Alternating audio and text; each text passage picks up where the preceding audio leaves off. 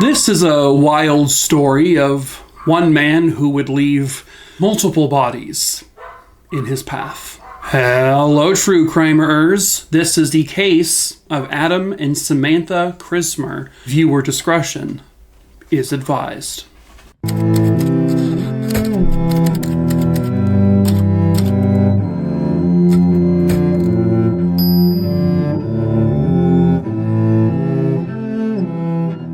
Adam Chrismer was born on August 25th, 1985 in Walker County, Georgia. Samantha Lemming Chrismer, she was born on April 21st, 1986, also in the Walker County, Georgia area. Adam and Samantha would eventually meet in, I think, 2002 while both attending Ridgeland High School in Rossville, Georgia. Rossville is considered to be like a very rural, very kind of desolate, small town type place. The population there is literally like 4,000, maybe a little bit less. So it's one of those communities basically where everyone knows everyone. I've talked about a lot of these types of communities. Seems things like this happen in those areas a lot. From what I understand, Rossville, I guess, bleeds a little bit into the Chattanooga, Tennessee area. I guess they're like right on the state lines there. So like Rossville kind of takes up two states. In 2002, Adam was a 17-year-old and Samantha was 16 years old. Everybody who knew them described them as being madly in love with each other. Samantha was just crazy for Adam. Adam was someone, even at a young age, who just took really good care of Samantha. He truly loved her. Adam was the youngest of four kids. He had two brothers and a sister. Adam was really, really into art, and it was said that he was someone who had a ton of talent artistically. His family described him as a super loving, very kind young man. And he also loved to make people laugh. He would do like Jim Carrey impressions for people, and that always got people to smile. But by August of 2002, Adam had just dropped out of high school. And in August of 2002 is when he would end up marrying his 16-year-old girlfriend, Samantha. There were rumors that the only way they were allowed to get married was that Samantha had to fake a pregnancy in order to essentially get married as minors, because they were both minors and they would need either parental consent or proof that Samantha was pregnant. So the rumor is that she may have used someone else's urine, a friend of hers or a sister or something like that that was pregnant in order to basically trick them into thinking she was pregnant. However, this is an unconfirmed rumor. It's alleged, again, unconfirmed rumors, but it's alleged that Samantha did have some connections to some, like, I guess, lesser gangs in the area, and that she did have some involvement with drugs, such as cocaine. And then eventually, Adam would become involved in the drug scene as well. Samantha was one of 5 kids. She had 2 step-siblings. Her mom described her as a very beautiful, very lovely young woman who could have done so much with her life if she was allowed to continue living. Samantha had a huge personality, but a very welcoming personality, very funny, very outgoing, very kind, and she always wanted to help people whenever she could, if she could. She had dreams of becoming a veterinarian at some point, possibly even a lawyer down the road. But she really had a passion and a love for animals. Despite rumors of, possible gang involvement and drug involvement, at the same time, no one really ever had any ill will towards Samantha. She was still respected by her peers and just well loved by all of them. When she met Adam while both attending high school in 2002, she instantly fell in love. It was like love at first sight. And then, of course, like I said, they would get married eventually. The two of them had made friends because of a mutual friend or a sibling. I can't exactly say for sure what, but they made friends with another teenager who also attended Ridgeland High School. and her name was Kelly Willis. Kelly's dad was a man named Howard Hawk Willis. Shortly before this case kind of starts, Howard Hawk Willis is married to a woman named Wilda Gad Willis. Wilda was not his first wife, no. He had previously been married to Nancy Deborah Willis. She would go by Debbie to most people, but other people would still call her Nancy.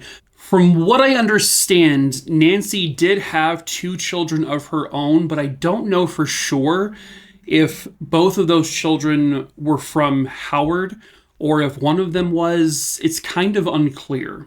But on December 23rd, 1986, Nancy had just left her family's home, visiting them for the holidays, and her family lived in Gate City, Virginia.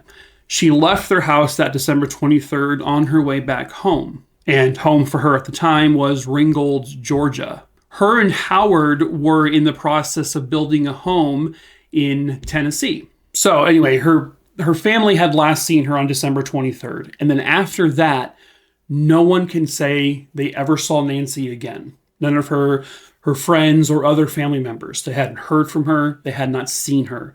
She just seemed to vanish. But the thing is because most of her family lived in Virginia and she lived in the Georgia area, there wasn't necessarily everyday contact. So the family didn't truly realize that Nancy was missing or that something was amiss until several months later. So they finally reported her missing, and then police got involved there in the Georgia-Tennessee area. So when police got to Howard Willis to question him about it, he said the last time he saw Nancy was March 11th, 1987. He said that Nancy said she was leaving him, that she wanted a divorce, so she was booking it. And so he, I guess, willingly took her to the bus station and dropped her off. And then from there, he never saw or heard from her again. But police could never find Nancy. They never knew where she was supposedly going, if you're believing Howard's story. They never found any proof of bus tickets. They never found evidence of her trying to leave, anything. They didn't find anything. They could not find any signs of foul play. They had no evidence to suggest that Howard may have done something to her. There was nothing. So the case of her disappearance went cold very quickly, and there was just always suspicion that Howard had involvement in the disappearance, but they couldn't prove it. I don't know if that house they were building ever got built, but Howard did eventually move to the Tennessee part of town with, his kids, and then eventually, because he had his own children as well, and eventually his new wife, Wilda. And then one of his daughters, Kelly, would meet Samantha. The two of them became good friends.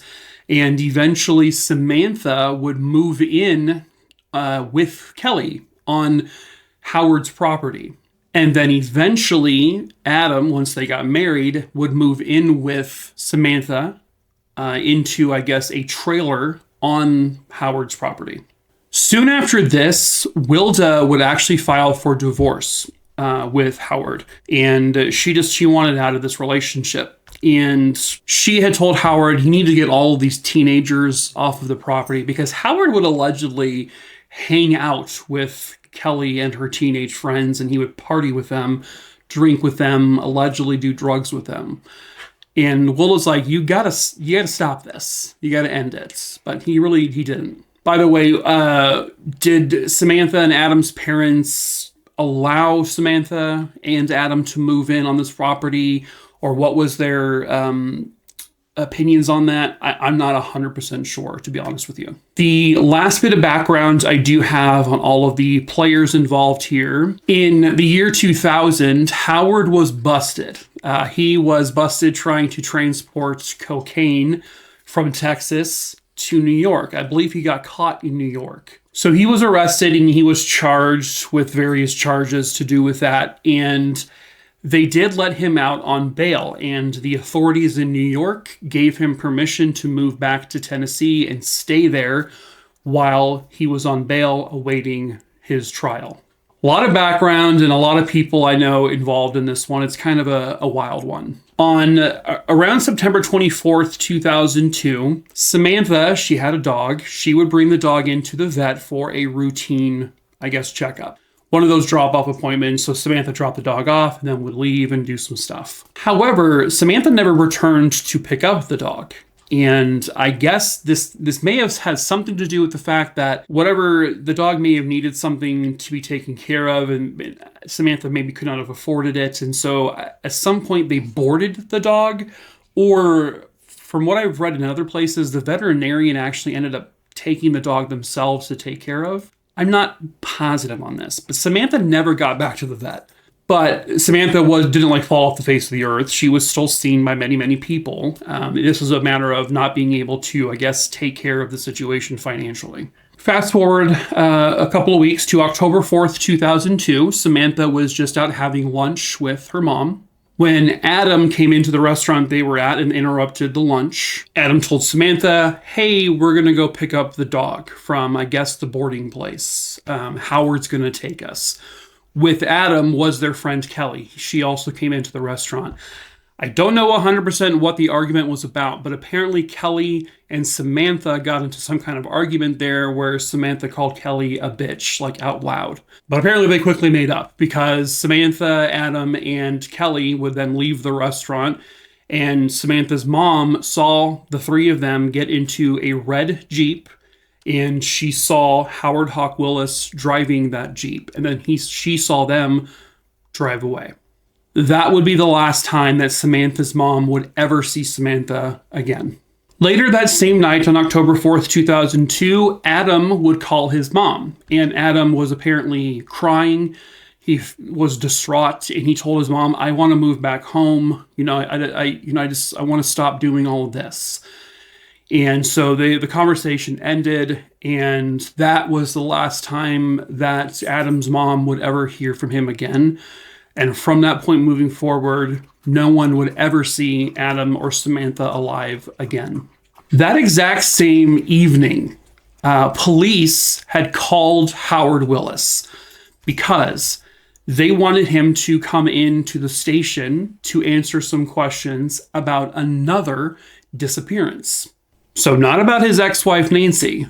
No, this was about his stepfather, who, around September 24th or so, just a few weeks prior, he had just up and vanished. His name was Sam Thomas. On the phone, they told Howard, we want to talk to you about some CCTV footage we have. We found an image that you and then your two acquaintances, Adam and Samantha Chrismer, we saw you on camera using Sam Thomas's credit cards after he was missing.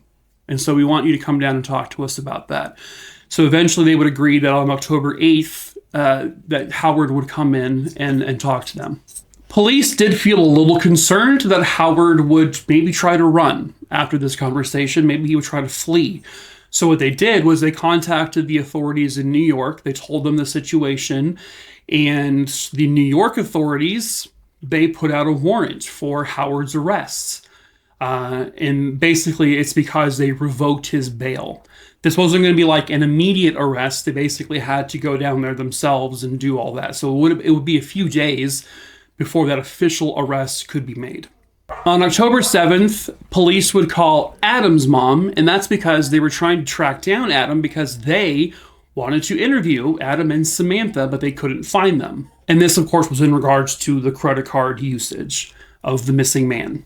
She told police that, I'm a little concerned now because I haven't heard from my son since October 4th, a few days ago.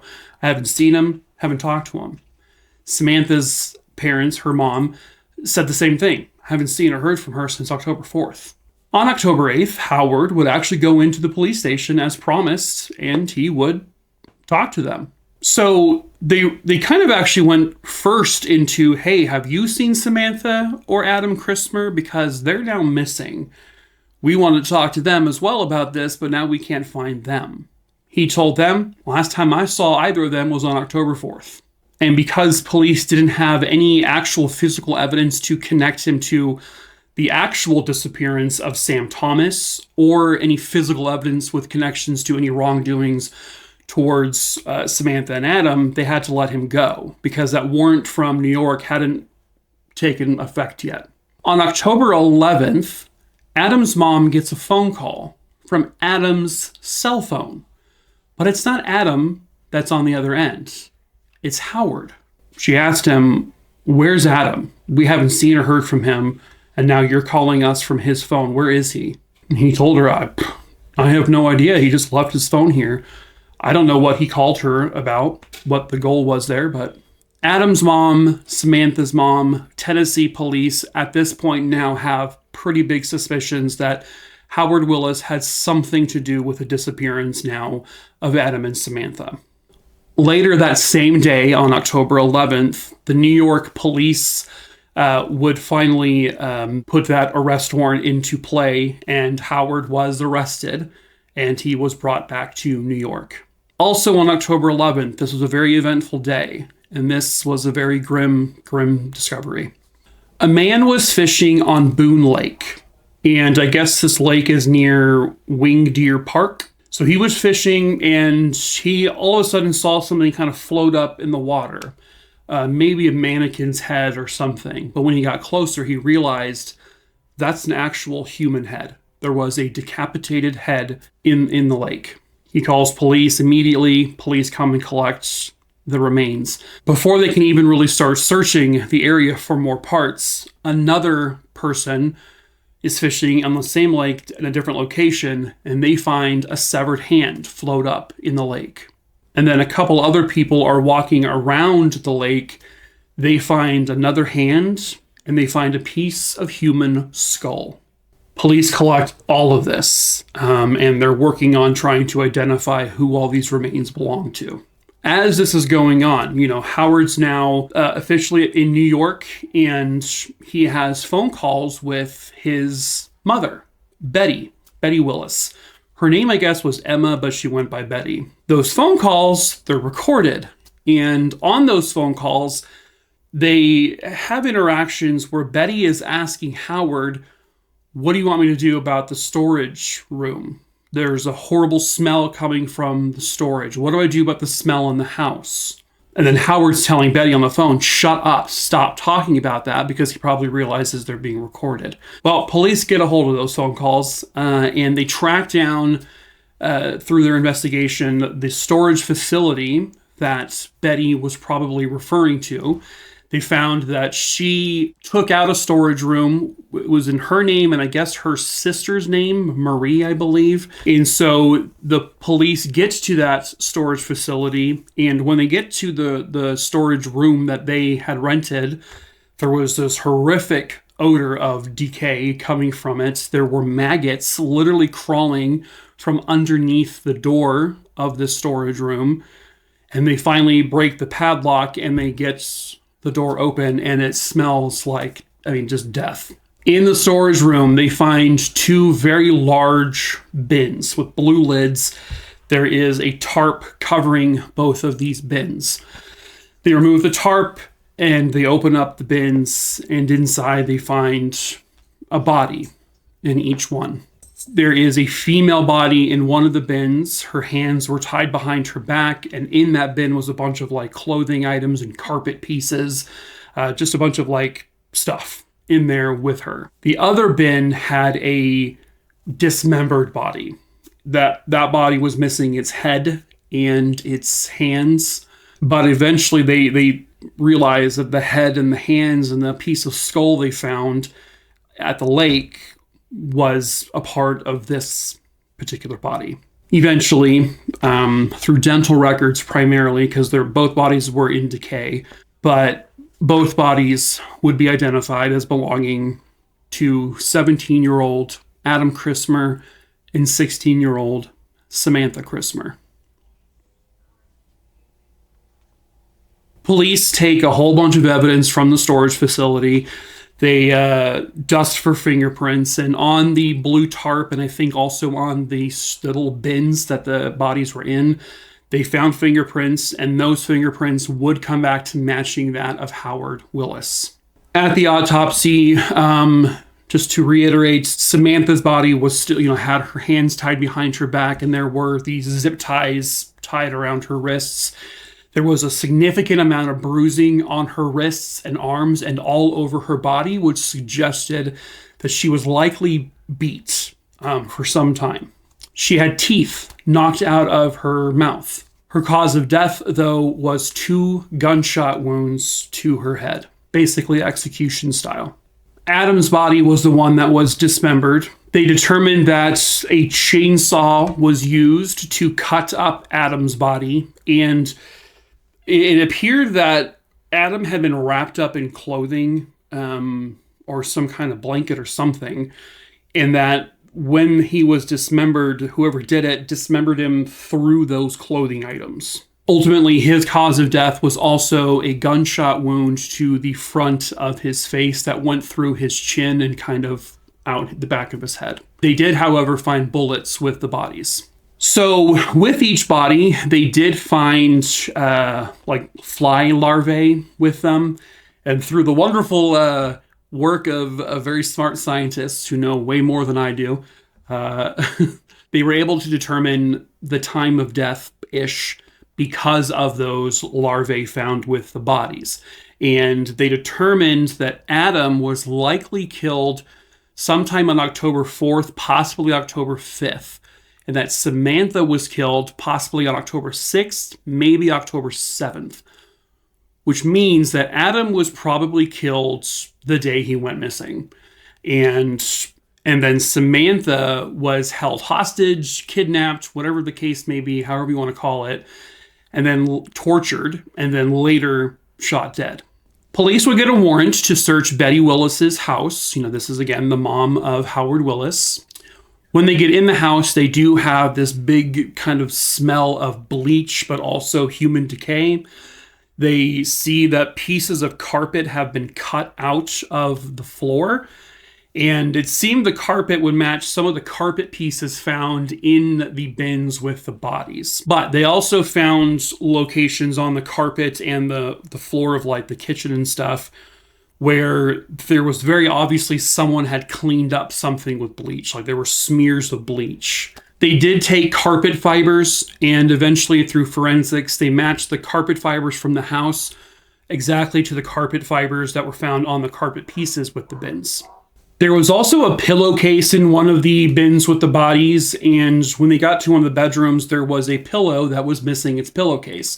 The other pillowcases there at the house were the exact same type found with the bodies. In fact, there were several fibers found in the house that matched the fibers of various clothing products found with the bodies. So there was a lot of evidence to prove that those bodies came from that house, Betty Willis's house.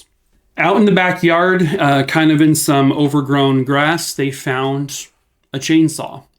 That chainsaw had a bunch of fiber and thick clothing or blanket pieces stuck in the blades. And also in the blades was a whole bunch of tiny pieces of dried blood, sort of kind of mixed in with the blades and the clothing. The clothing pieces they found stuck to the blades were the precise clothing items that Adam was wearing, meaning that they can confirm that this chainsaw cut through the fabric that was wrapped around Adam. So that chainsaw, plus the blood fragments they found, they could not match definitively to Adam or anyone because they were so degraded.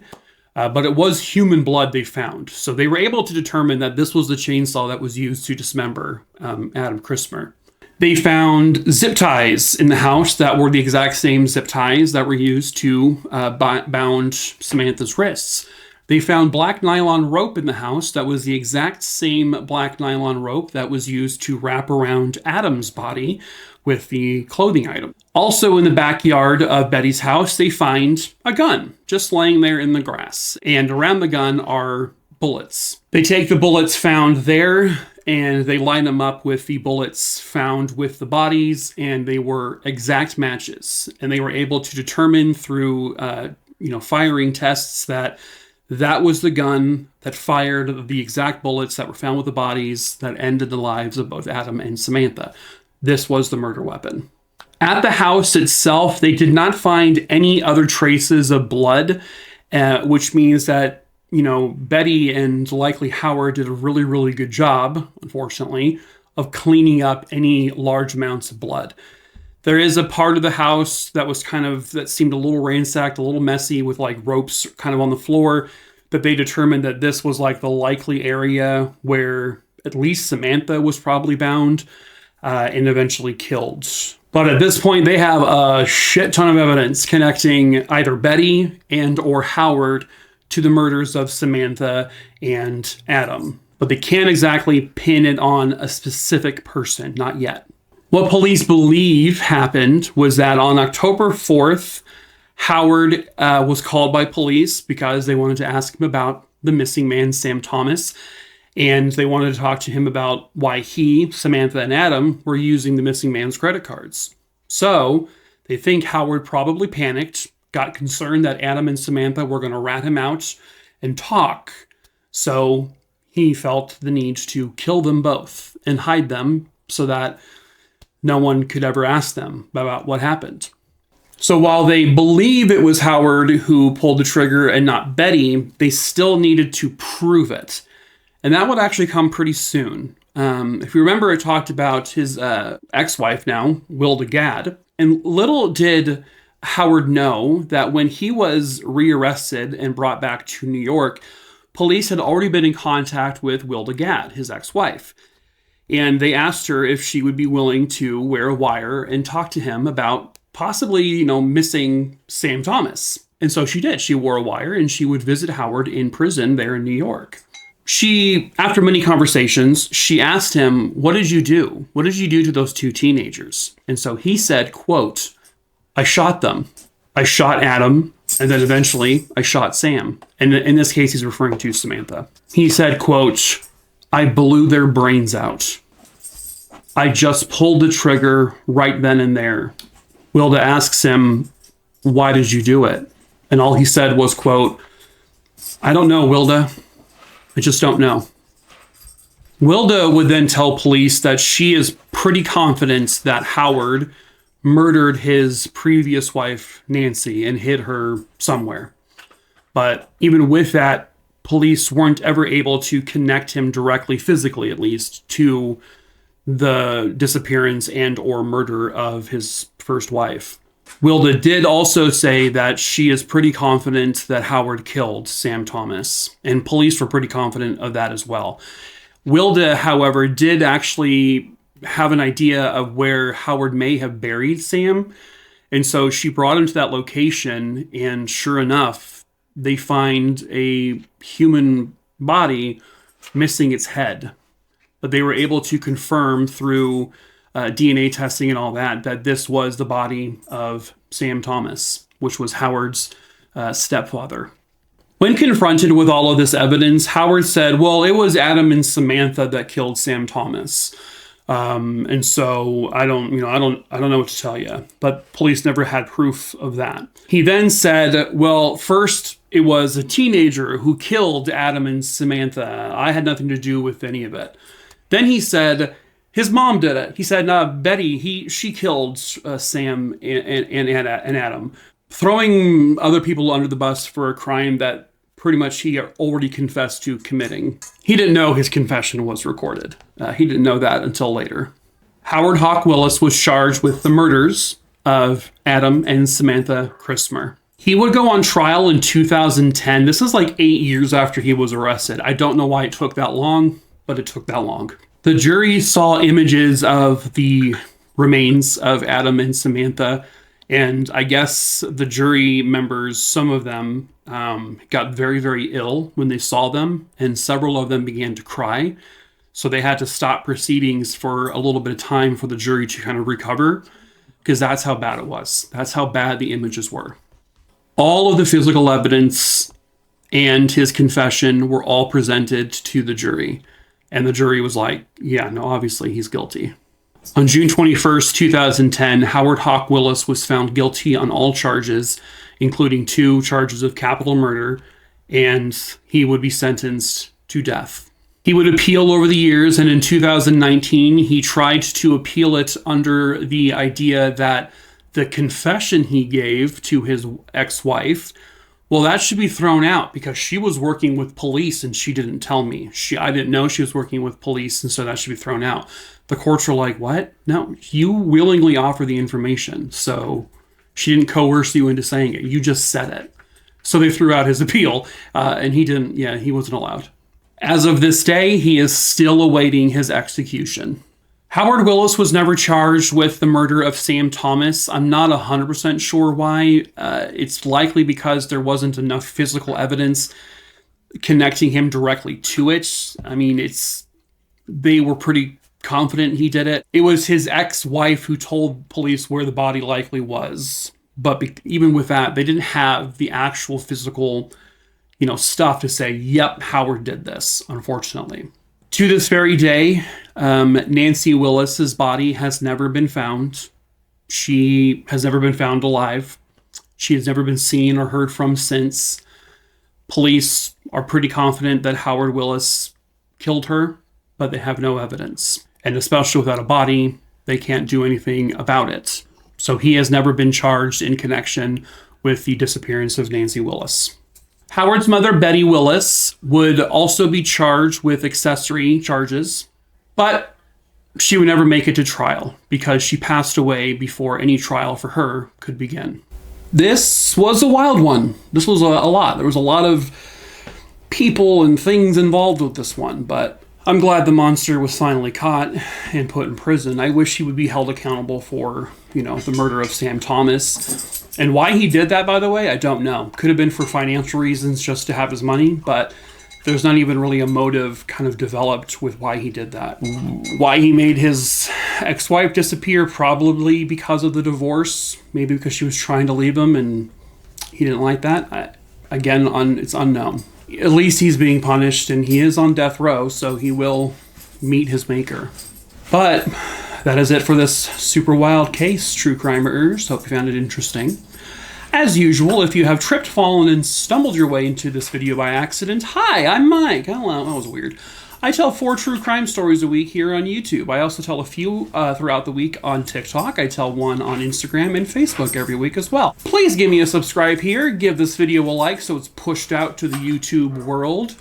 And follow me on my other socials if you so choose. All of the links to all of those places are in the description in the link tree below. If there's a case you want to see me cover, please email me at mikey@truecrimerer.com. That's also listed below and in my link tree in my case list. You can search for names on that list, and if you don't see the name you want me to cover, then just email me the name of the person, where it happened, when it happened, and eventually I will add it to my list. I pick my cases at random, so I don't know when I'll cover that case you recommend, but I will cover it eventually. If you want to support me in any way, we do sell merch. We sell t-shirts and hoodies and a wine glass and stuff like that. We do ship internationally, and that's also in the link tree below. If you have a Discord account and you want to join my Discord server, you can do that too, but please be over the age of 18 or you'll be kicked out. It's in the link tree below skis. But that is it for this video. True crime, a Rooney, a Dooney, a ding dong. And as I close every video, I'm going to try to eat this gummy bear wrapper and try to do it in less than 10 seconds.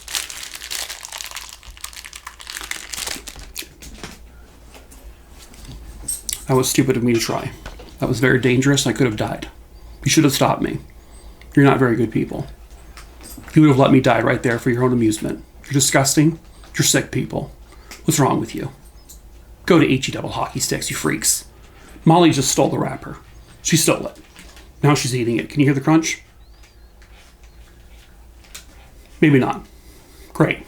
Now my dog's gonna be sick because of you people. I'm just kidding. Love you!